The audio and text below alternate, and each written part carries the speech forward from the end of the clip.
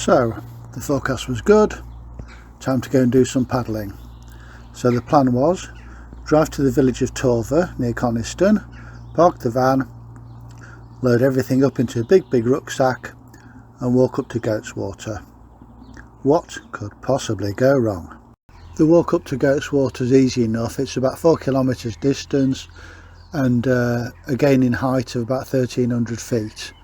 However, whilst I'm normally used to doing a lot of fell walking, I normally go lightweight, and the MRS Tulo only weighs just over 2 kilos, but that's not everything. You add in the paddle, buoyancy jacket, your phone, your drone, your stills camera, your tripod, and finally the emergency pork pie, and it all adds up.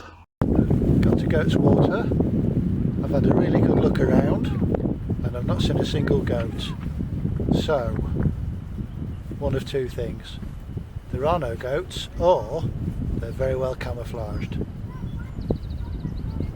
It's a lot windier than I was expecting, and because of the direction of the wind, it's blowing straight across the water.